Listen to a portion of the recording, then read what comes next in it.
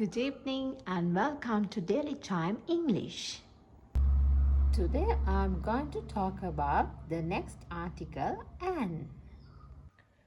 කලින් ලෙසන් එකේදී මම ඔයාලත් එක්ක ආටිකල්ස් තුනෙන් ගැන කතා කරා.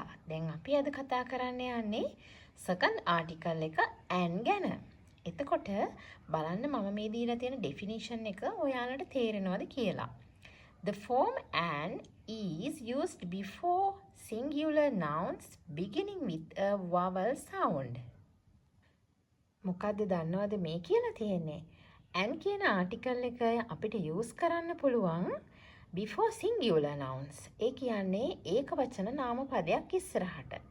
ඒ වගේම ඒක මොකක් වෙන්න ඕනද? beginning with the vowel sound. ඒක vowel sound එකකින් පටන් ගන්නත් ඕනේ. ඉතින් මෙතන ඔයාලා හැමෝම දන්න vowel letters ටිකක් තියෙනවානේ නේද? ඒක හැමෝම දන්නවා A E I O U කියලා. හැබැයි අද මම කියලා දෙනවා ඒ vowel letters පහට අමතරව තව තියෙනවා ඔයගොල්ලන්ට 12 vowel sounds. ඒ කියන්නේ vowel sounds 12ක්.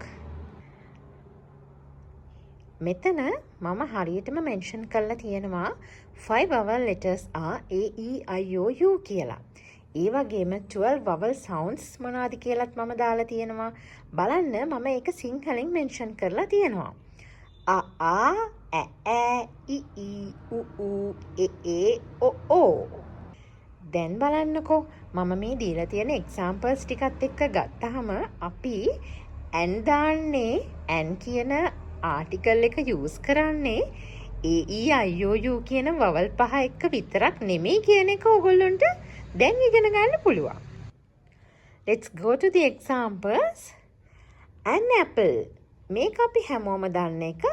A කියන වවල් එකෙන් පටන් ගන්න වර්ඩ් එකක් apple කියන්නේ. ඒ නිසා අපි ඒකට an දානවා කියලා ඕනෙම කෙනෙක් දන්න කතාවක්නේ. We'll go to the next example. That is also the same. මේ එක්සාම්පල් එකත් බලන්නකෝ an island කියලා කියනවා අපි දූපතක්. එතකොට I කියන එක වවල් එකක් නිසා කොහොමත් අපි an දානවා කියන එක අපි හැමෝම දන්න කතාවක්. Okay. Then let's go to the next example. An hour. අපි මේක පැයක් කියලා කියනවානේ. an hour කියන්නේ පැයක්නේ. එතකොට අපි මේ h අකුර silent කියලා හැමෝම දන්නවා. අපි hour කියලා තමයි මේක ප්‍රොනවුන්ස් වෙන්නේ. එතකොට අපි ඇයි an දාලා තියෙන්නේ කියන එක දැන් තේරෙනවද? මොකද්ද දන්නවද an දාන්න හේතුව? අපි hour කියලා කියවෙනකොට අර 12 vowel sounds වලට තමයි ඒක අයිති වෙන්නේ. ඒ කියන්නේ අයන්නෙන් තමයි ප්‍රොනවුන්ස් වෙන්නේ. ඉතින් ඒක නිසා අපි මේ vowel sounds වලින් ප්‍රොනවුන්ස් වෙන නිසා an දාලා තියෙනවා. ඊළඟ එක්සැම්පල් එකත් ඒ වගේම එකක් an L plate. අපි ඒක සිංහල මීනින් එක කියනවා L හැඩැති තැටියක්. එතකොට L හැඩැති තැටියක් කියන එක අපි L plate කිව්වහම ඇයි අපි L අකුර ඉස්සරහට an දාලා තියෙන්නේ කියන එක දැන් තේරෙනව නේද? එතකොට L plate කියලා අපි කිව්වට E කියලා කියන්නේ vowel sound එකක් නේද? 12 vowel sounds වලින් එකක් නේද මේ මං උඩ දීලා තියෙන්නේ. ඒ නිසා ඔයාලට ඒක පහසුවෙන් ඉගෙන ගන්න පුළුවන් වෙන්න ඇති කියලා මම හිතනවා. We'll go to the last example. An elephant.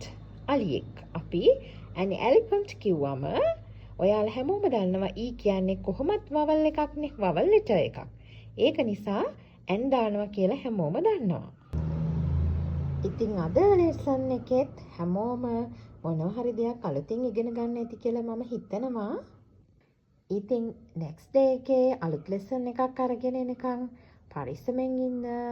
Take care. Bye bye.